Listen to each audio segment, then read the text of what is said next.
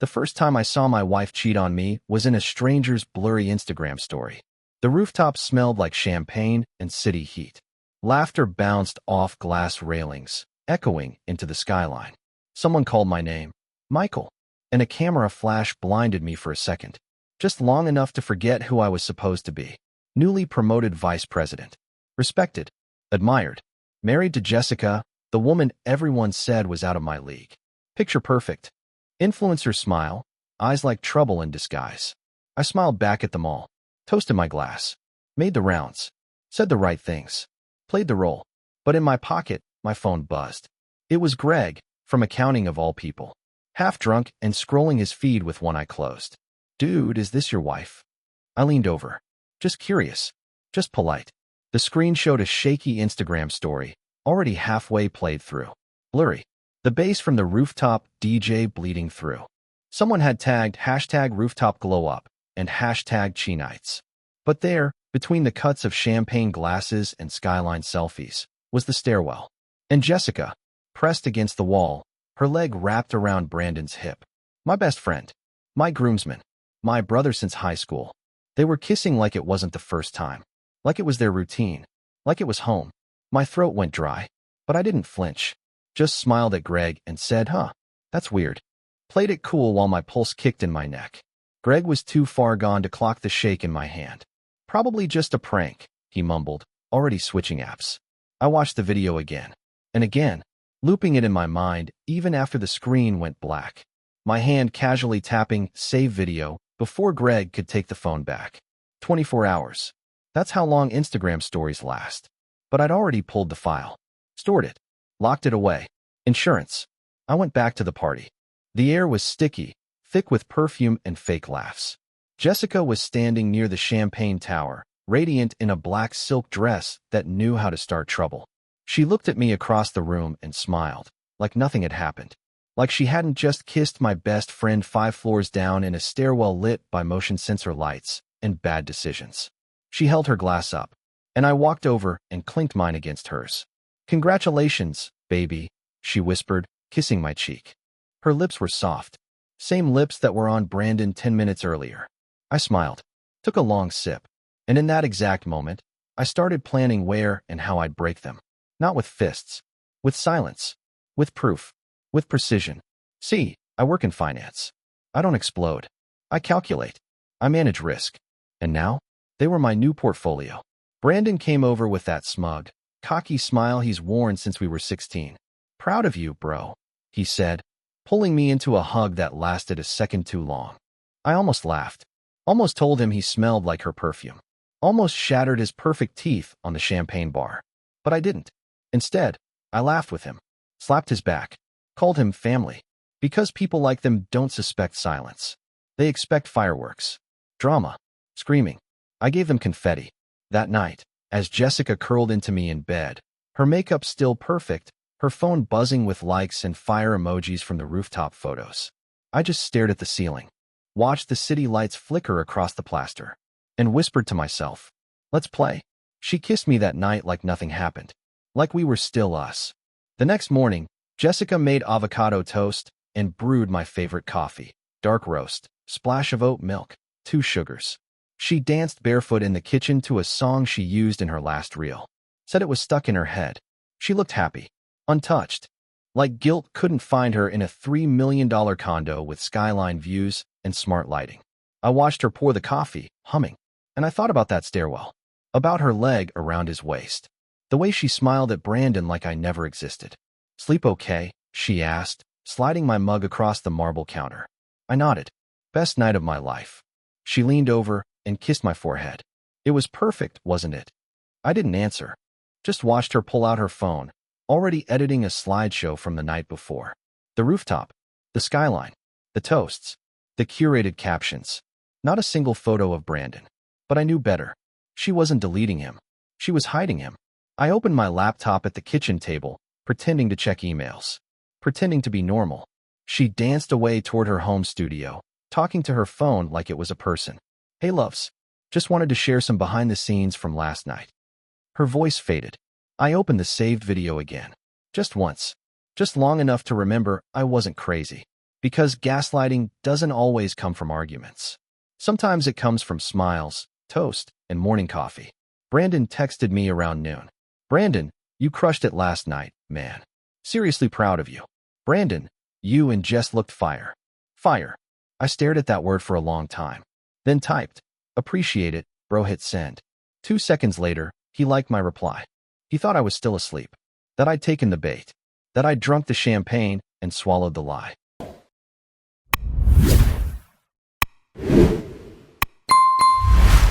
Every lie they ever told me. And I'd do it the way I do everything. Calm. Precise. Ruthless. I opened our text history. Brandon and I talked about everything. Sports, stocks, women, college days.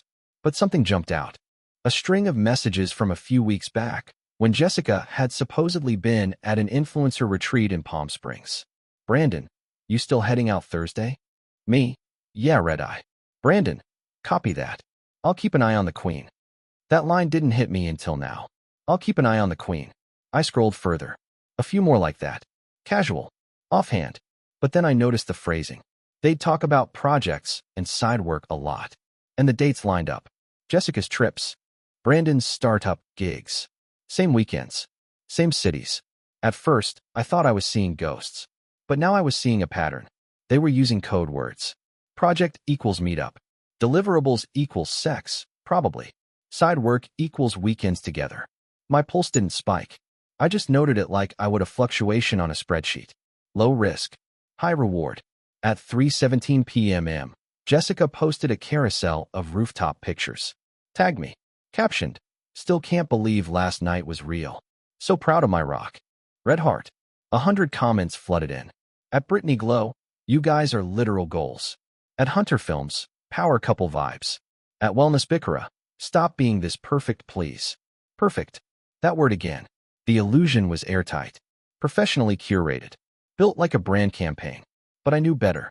That night, while she did a live Q&A with her followers, AirPods in, ring light glowing, I sat in my office and created a burner email.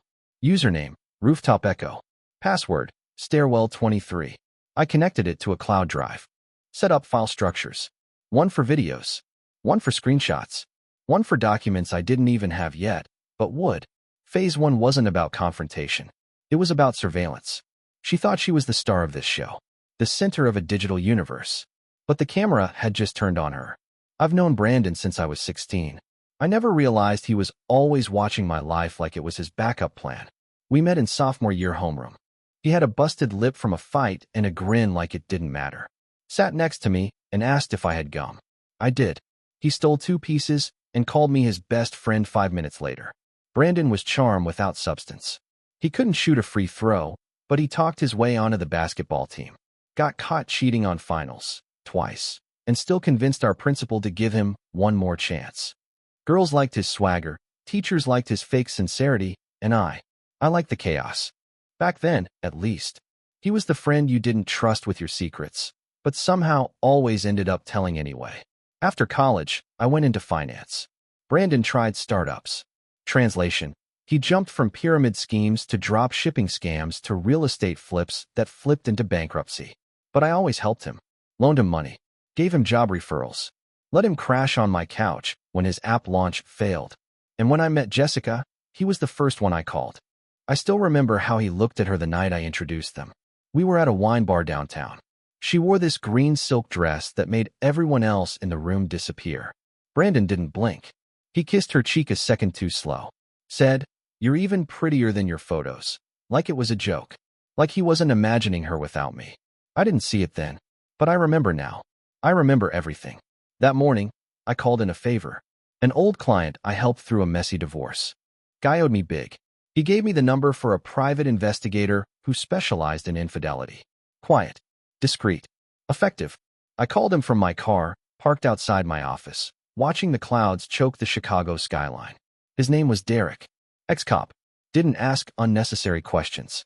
Just said, send me names, dates, and any suspicious behavior. I'll start digging. I sent him everything. My calendar. Jessica's trips. Brandon's so-called business ventures. The video from the stairwell. He didn't even comment on it. Just said, "You'll hear from me in a few days." That night, I found myself digging through old group photos. Birthdays, Vegas weekends, even our wedding. Brandon was in all of them, smiling like he belonged, grinning like he'd won something. And in one photo, taken at our engagement dinner, I saw it. Brandon sitting beside Jessica, her hand on the table, his hand just barely touching hers underneath. It could have been innocent, could have been a trick of the light, but I saw the way she was looking at me, and how he was looking at her, like she was the prize he didn't earn, and I was the fool holding the ticket. 3 days later, Derek called. "I've got 37 photos," he said, "and 3 videos. You might want to sit down." I didn't. I opened the file while standing in my office, surrounded by certificates and clean lines and bullshit stability. First photo, Jessica and Brandon at a rooftop bar, her head on his shoulder.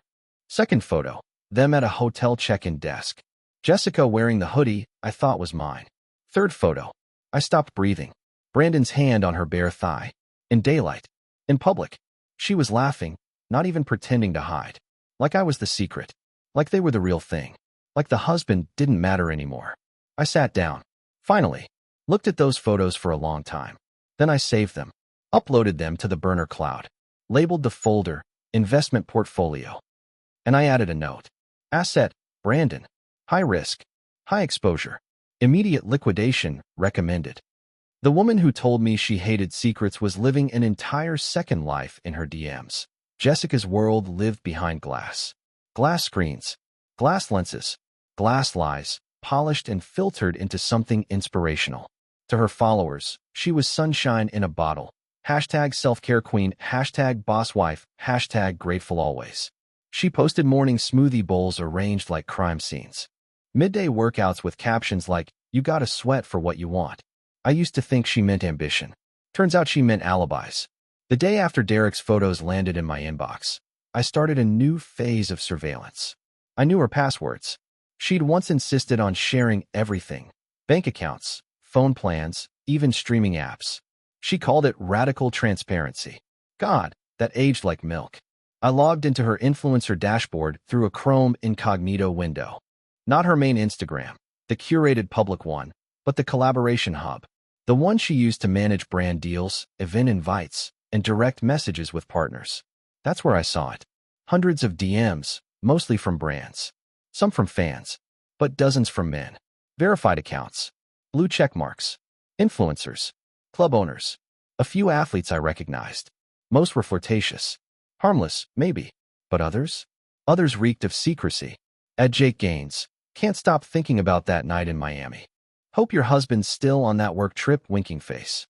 At Travis Realty Chi. Next time you need real estate advice, let's skip the tour and go straight to the penthouse. She hadn't deleted any of it. She hadn't even tried. Like I was too dumb or too in love to ever look. There were photos, too. Not explicit, but suggestive.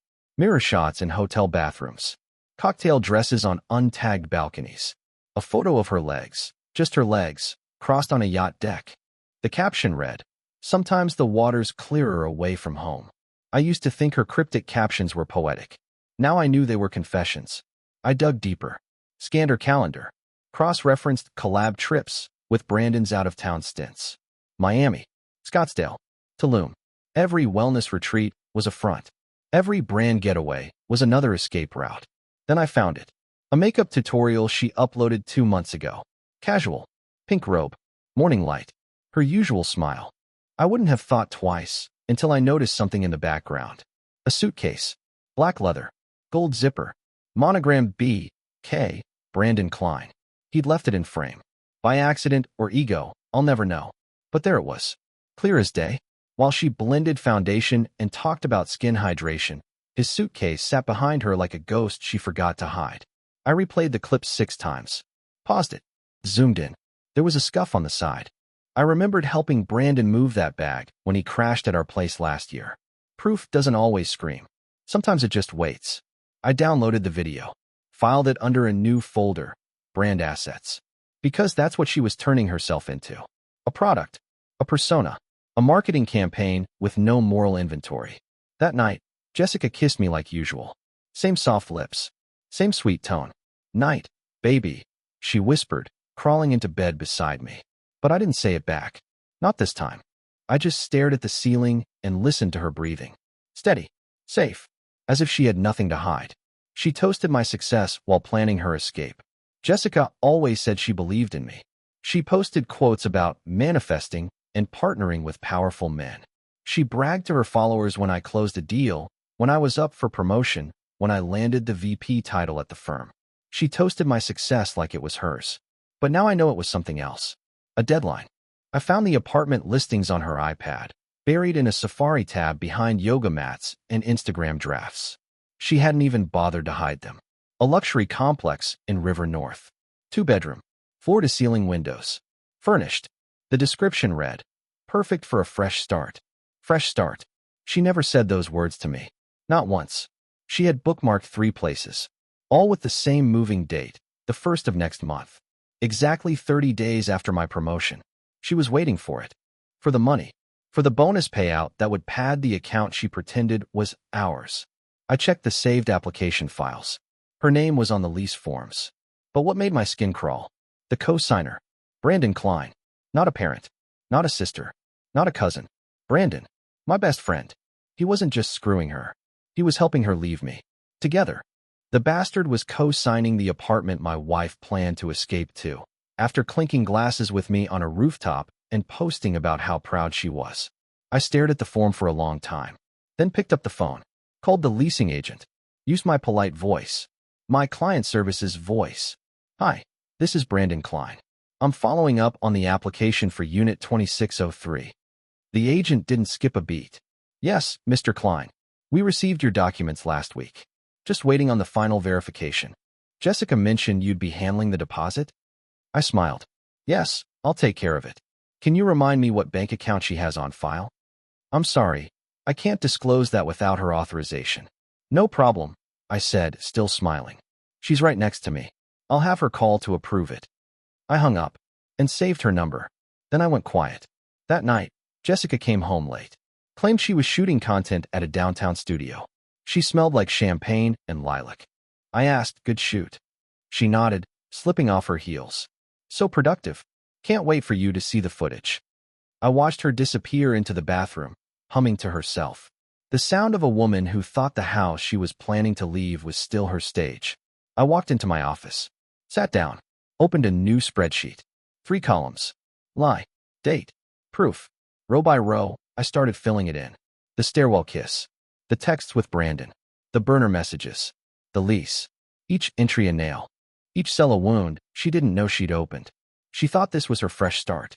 But all she'd done was give me a blueprint for her downfall. You've been distant lately, she said, while she was sleeping with my best friend. That morning, she slid into the booth across from me at our usual cafe, the one she used to tag on Instagram with morning dates with my man Hot Beverage Yellowheart, like we were the blueprint of a happy couple. She didn't smile, didn't touch my hand, just stirred her coffee and looked at me with this faux concerned expression I'd seen a dozen times in her videos. The worried wife look. The one that plays well in comment sections. You've been off lately, she said, voice soft. Like you're here, but not here. I raised an eyebrow. Work's been busy. I know, she said, reaching across the table. But I miss us. Us. That's what she said. Like there was still an us worth missing. She squeezed my hand. Same hand that was wrapped around Brandon 2 weeks ago, back when she thought no one was watching. I didn't pull away. That's the thing about gaslighting. It's not just lying. It's rewriting the whole script. She wanted me to believe I was the distant one, the distracted one, the one pulling away while she bravely held us together. And the award for Best Supporting Actress goes to. I smiled. You're right. I've been distracted. She lit up. See? I knew something was off. I leaned in. Maybe we should take a break. Reset. Her face flickered. Wait, what? You said you miss us. Maybe we step back. See what we really want. I watched her eyes. That's where the real performance always starts to crack. She panicked, but she hit it well. Michael, is this about something else? Is there someone else? Oh, the projection. I almost laughed. Instead, I said, of course not. I just need some space. The way she blinked. Like she wasn't expecting me to say the word she was planning to use on me in a few weeks. I need space. That was her line. But I stole it. And now she didn't know what act we were in. Later that night, Brandon called. Out of the blue. Yo, bro, he said, fake chill in his voice. Jess told me you're thinking about taking some time. You okay? I stared at my phone like it was leaking poison. I'm fine, I said. Just reevaluating. Brandon chuckled. Hey, if you ever want to get out of town, I know a guy in Colorado. Quiet cabin, no distractions. I smiled. This piece of shit was trying to push me out of my own life. Trying to isolate me while he filled in the blanks. I played dumb. Might take you up on that. The next morning, I booked a fake trip to Colorado. Created a full itinerary. Flight confirmation. Rental car. Airbnb near Breckenridge. Left it open on my laptop for Jessica to see. She didn't say anything. Just kissed me goodbye 2 days later, told me to relax, breathe, find myself. I smiled, suitcase in hand. Walked down the hall. Then circled back around the building and parked in the garage. I wasn't going to Colorado. But the tracker I left in her car? That was. I'd slipped it under the trunk panel the night before. Synced to my burner email. Real-time updates, down to the minute. And within an hour of me leaving, she was already on the move. She didn't waste a day. She drove to a hotel off Wacker Drive, where Brandon was waiting. The app pinged. Room 914. She stayed the night. Never once checked in with me. Never asked if I landed safely. Because as far as she was concerned, the husband was out of the picture. Just the way they planned it. I didn't expect her to be hiding cash. But she was. She was out. Said she had a branding brunch with a skincare company.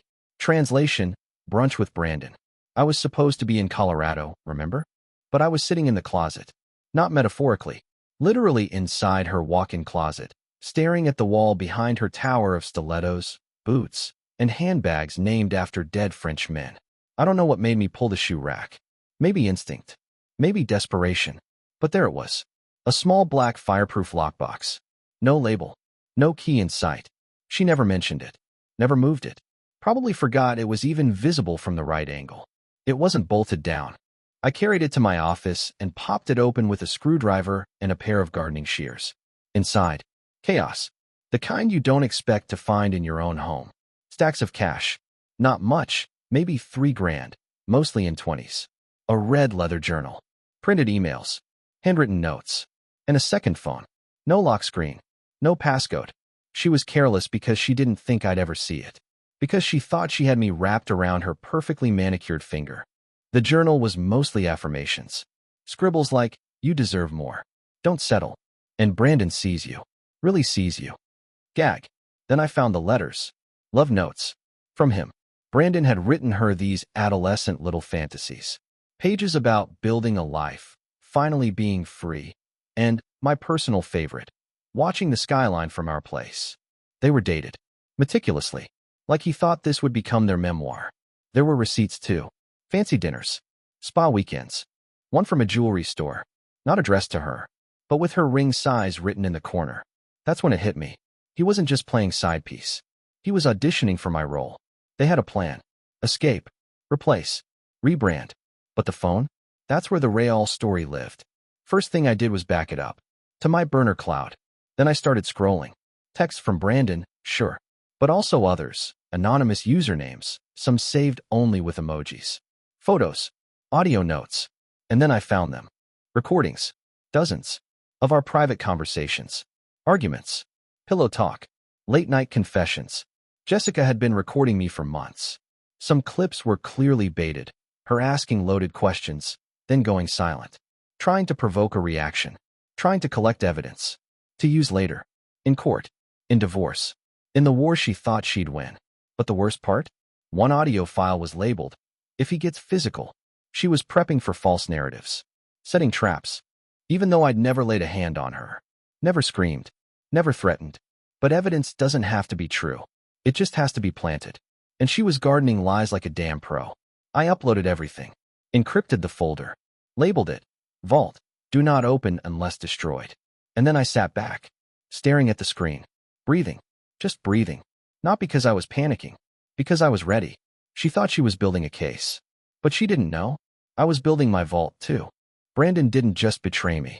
He betrayed his own fiancée too. I always thought Brandon was a commitment phobe. He flinched at the word relationship. Ducked out of anything that smelled like permanence. Said marriage was just tax paperwork and called monogamy a broken contract. So imagine my surprise when Derek, the PI, sent me a picture of him at an art gala. wearing a suit, holding hands, with a woman who wasn't Jessica. Her name was Rachel. Blonde, early 30s. Classic Midwestern beauty with a touch of expensive restraint, like she owned pearls but only wore them when it rained. According to Derek, they'd been engaged for 6 months. I stared at the photo for a long time. They looked good together, like the kind of couple you'd see on a wine label. And Brandon? He looked happy, relaxed, like he wasn't actively burning 2 lives to the ground. I found her Instagram. Private. But the bio said, fiancé, dog mom, building a forever.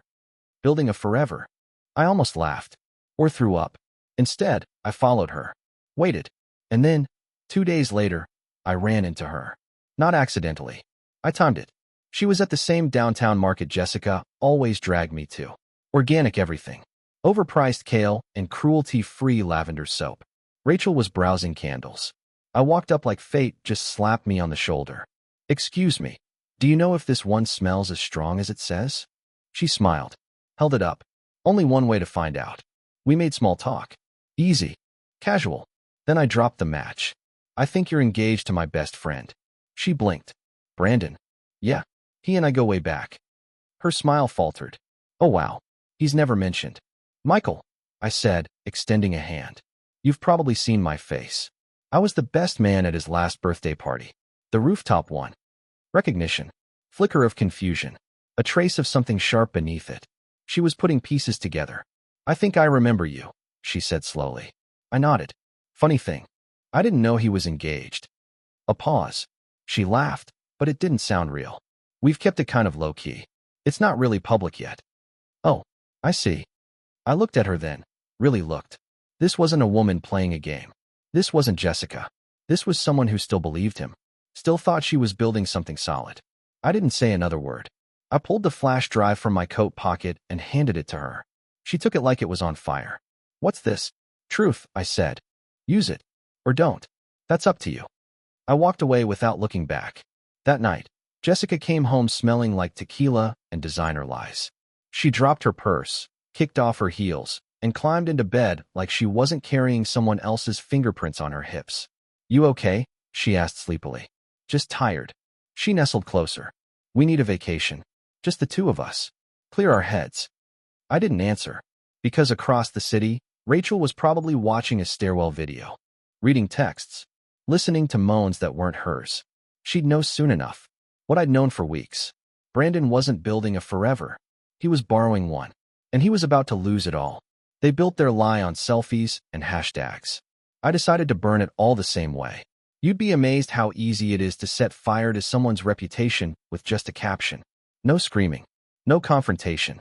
Just a few carefully chosen words under an old photo. It started with the one from our anniversary. Jessica in that red dress, she said, made her feel untouchable. We were standing on a rooftop, her hand resting on my chest like she owned it. I posted it on my own account. No tags. No filters. Just a caption. Turns out the red dress wasn't the only thing borrowed that night. It hit like a slow bomb. First, the confusion. Then the speculation. The comments flooded in. At Lifey of Kayla. Wait, what? Is this shade? At Noel_wanders. OMG, don't tell me this queen cheated? At Homebody Haley. They always look too perfect. Something was off. I posted another 2 days later. A picture of us on vacation in Cabo. Sun-kissed. Smiling. Holding hands in the sand. Caption. Funny how you can hold someone's hand while they're holding someone else's heart. No names. No accusations. Just truth. People filled in the blanks. The algorithm did the rest. Her following didn't drop at first. It surged. Because drama sells. But brands don't care about engagement when it's this kind of engagement. The first email hit her while she was live streaming a skincare routine. I was in the other room, watching the broadcast on mute, sipping coffee while she showed off her morning glow. Then I heard her pause. Blink. Look at her laptop off screen. Her voice cracked. Sorry guys, one SE. She muted herself. Thought that would protect her. But I could read lips. What do you mean suspending the campaign? No, it's just gossip. I don't. Click. She ended the live. I saved the recording. Archived it. She came out of her studio 10 minutes later looking like she'd swallowed bleach. Everything okay? I asked. She forced a smile. Yeah. Minor technical glitch. I nodded. Technical glitches happen. I said, especially when the system starts rejecting what's fake. More followed. 3 of her partnerships ghosted her within 48 hours. Her agent called, then texted, then left a voicemail she never played in front of me. She cried in the bathroom that night. Long, broken sobs. I could have felt something. I didn't, because I knew what was coming next. Rachel texted me. Just a single sentence. You weren't lying. Then, I'm going to ruin him. I replied, I'll help. That night, I posted one more photo. A selfie. Just me. Alone. Backlit by the skyline. Caption. Funny thing about fireworks. They always look the prettiest right before they disappear. I didn't even need to tag her. People knew. Her followers began asking questions she couldn't answer. DMs turned toxic. Brands backed out. The queen of curated reality was unraveling, and she couldn't control the narrative anymore. Not when I held the script. Every empire she thought she was building. I own half of it. The irony was brutal. Jessica thought she was the brand, the influencer, the face, the product, but I was the infrastructure. She used my last name for credibility, my firm connections for clout, my income to pad her image of independence. She didn't realize half her kingdom was built with bricks I laid, until I started pulling them out. Quietly, surgically.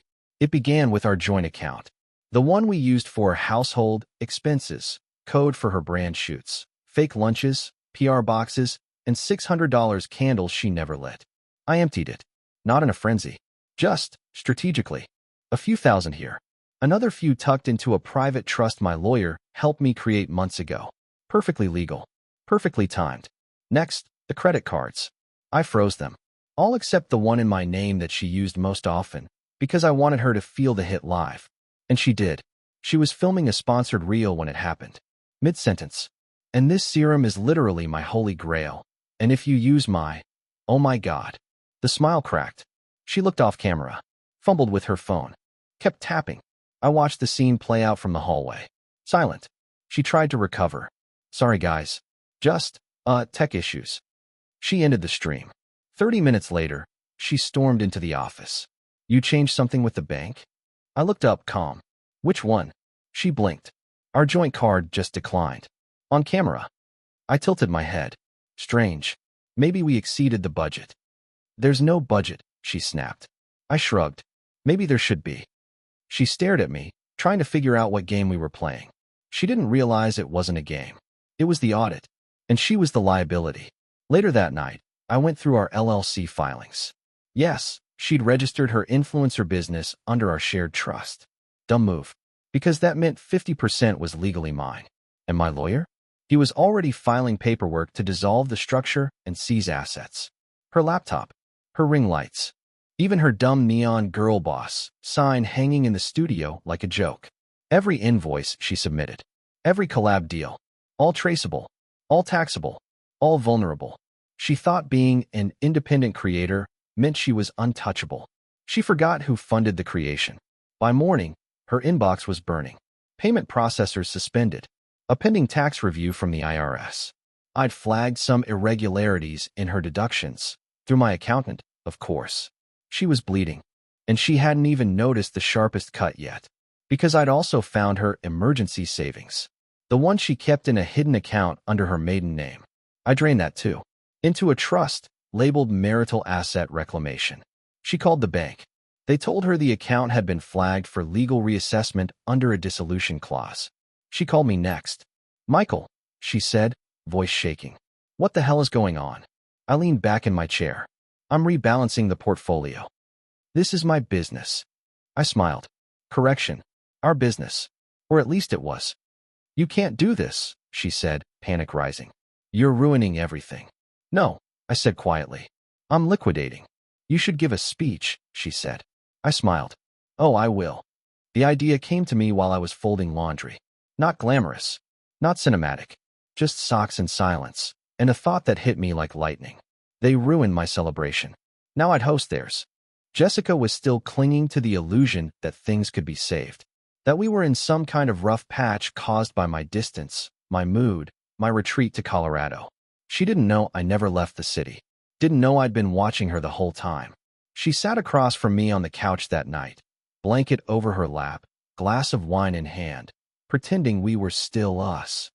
You know what would help? She said, almost too casually. Let's throw another party.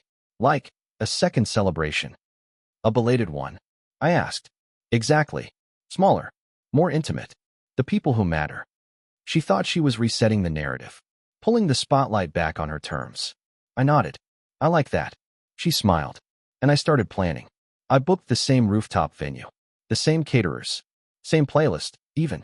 I wanted it to feel familiar. Full circle. Brandon was the first person I invited. I knew he'd show. He always shows when there's free champagne and attention. I made the Evie look elegant. Minimalist black and gold. Titled, One More Toast. Jessica helped co-host. She picked the canapes, curated the guest list, and had no idea Rachel was on it. I'd created a dummy email. Messaged her directly. Rachel, you deserve to be there. She responded 2 minutes later. Wouldn't miss it. And don't worry, I'll dress for war. By that Friday, RSVPs were rolling in. Smiles in digital form. People looking forward to another night under the stars. It would be under stars, all right. Just not the kind they expected. I made final calls. Double-checked audio cues. Synced the slideshow to a hidden remote in my jacket. Made sure the stairwell video was stitched into the final scene. Audio boosted. Every breath. Every kiss. Every lie. Perfectly timed. Brandon texted me the day before. Bro, I'm hyped. Let's run it back. Another rooftop banger fire. I stared at the message for a long time. Then replied, can't wait to raise a glass with you. Jessica didn't notice me staring at her that night. Didn't notice how I looked at her. Not with love, but with clarity. She was rehearsing her smile in the mirror, practicing angles for the rooftop lighting. Talking to herself. Left side's better. Don't forget posture. On the entrance. And all I could think was, you're walking into your own execution in heels. She turned and kissed me. This is going to be so fun. I smiled. I know. The sun was setting. The skyline looked perfect. And I was about to wreck their world.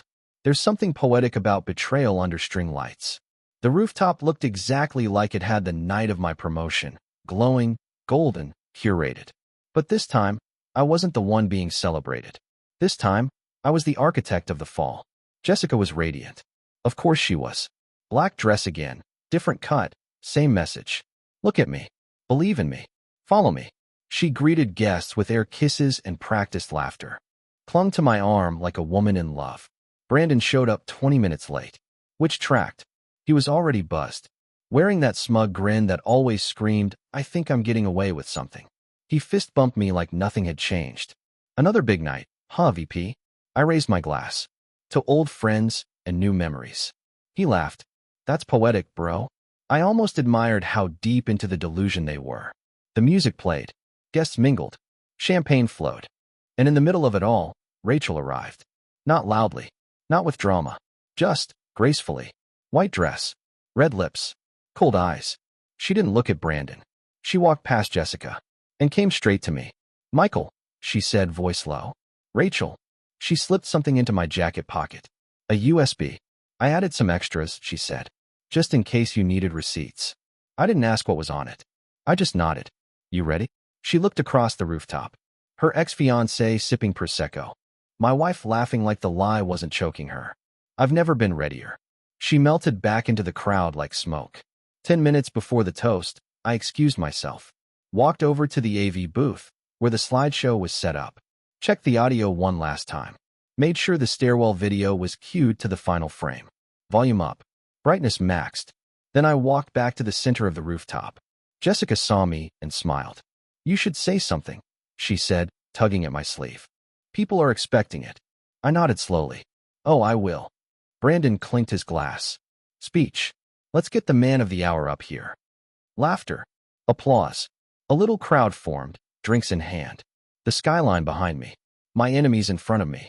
I looked at them both. Jessica, flawless as ever. Brandon, smirking like the devil in discount cologne. And then I felt it. Rachel, just to the left of the crowd. Watching. She didn't smile. She didn't blink. She just mouthed 2 words. Do it. I just want to thank 2 people, I said, raising my glass. Jessica. Brandon. The crowd quieted as I stepped forward. Glass in hand. Skyline behind me. City glowing like it hadn't seen what I had. I cleared my throat. Jessica slipped her arm through mine, smiling at the guests like we were still that perfect couple everyone envied. Brandon stood off to the side, sipping from his flute. Lazy grin. Just drunk enough to feel invincible. I looked around the rooftop. The people who toasted me last time. People who thought they were here for another night of rooftop glamour and influencer glitz. I raised my glass.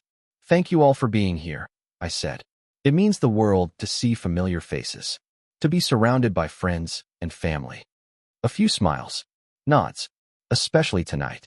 Because tonight isn't just about celebrating. It's about truth. And clarity. I looked right at Jessica. Right at Brandon. And closure. Jessica shifted. Brandon narrowed his eyes, still clueless. I want to toast two people in particular, I said. Lifted my glass higher. Jessica. Brandon. Their names hit the air like a loaded gun. Jessica blinked. Brandon laughed under his breath. To Jessica, I said, turning to her. The woman who stood beside me during my darkest nights. And to Brandon, my brother in everything except blood. The guests clapped politely. Jessica's smile froze. She knew that tone. That stillness in me wasn't peace. It was detonation. I lowered the glass, pulled out the remote from my pocket. And now, let's take a walk down memory lane. Click. The string lights dimmed. The screen behind us flickered to life. Soft music played. Photos at first. Rooftop moments.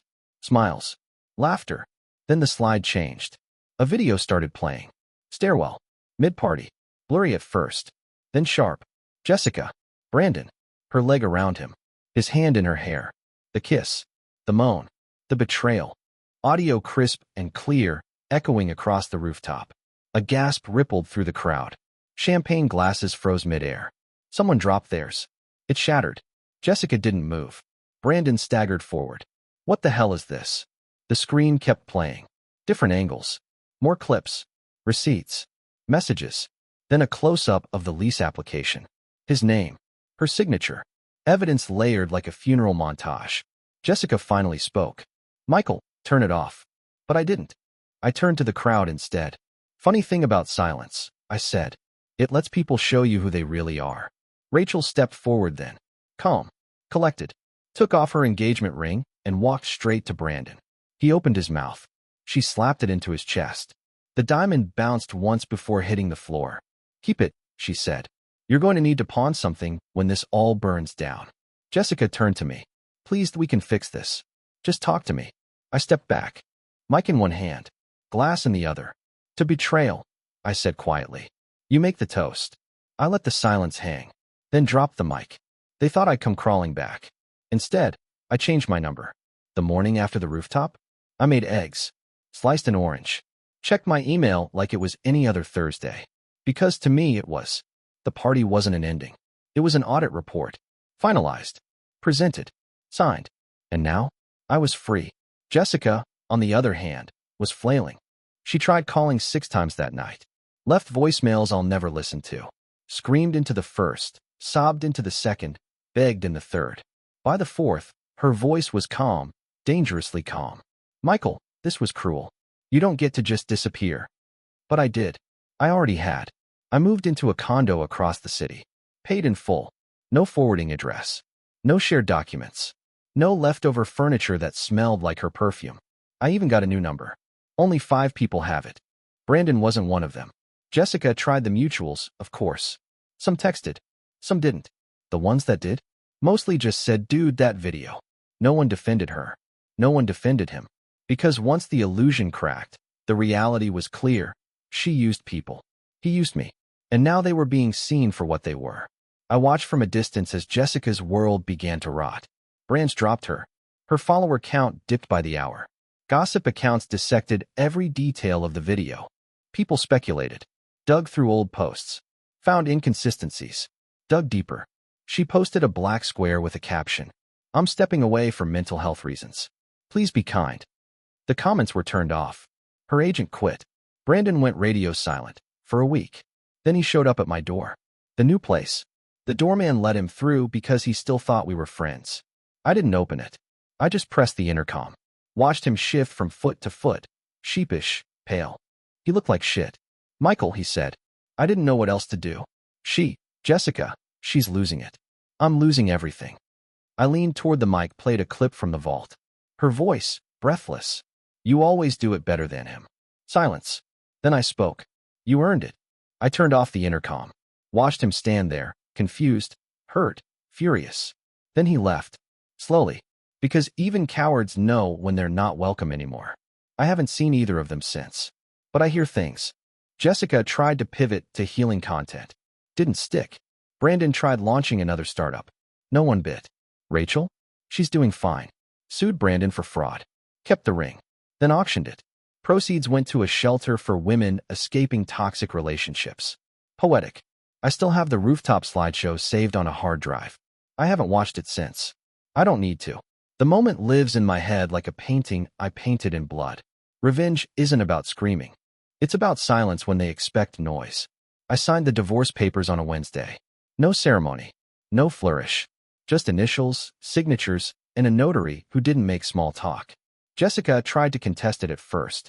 Then she saw the folder my lawyer submitted. The footage. The texts.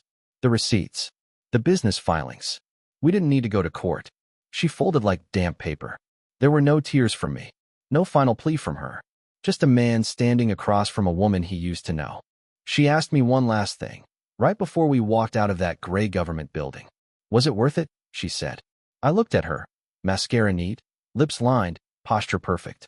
Still pretending the world was watching. And I smiled. It was justice. Then I turned and left. That night, I boxed the last of her things. Left the box in storage. Didn't even send the address. She could chase it if she wanted. Like she chased everything else. I got a message from Rachel a week later. The fraud suit was moving forward. Brandon had frozen his accounts. Claimed emotional distress. I asked if she needed anything. She replied, no. But if you ever want to get drinks and not talk about them, I'm in. I said maybe. Truth is, I haven't really wanted company. Not yet. Not when I'm still soaking in the quiet. Because that's the thing about revenge. It's not just the big moment, the rooftop toast, the dropped mic. It's the aftermath. It's knowing they still check your page and see nothing. It's the way silence becomes the loudest sound in their lives. No drama. No contact. Just a void where your voice used to be. And as for the rooftop, I bought the building. Closed the deal last month. Jessica doesn't know. Brandon definitely doesn't. But I stood there last Friday, alone on the rooftop, glass in hand. Same skyline. Same wind. New man. And I made one final toast. To endings. To rebuildings. To never again.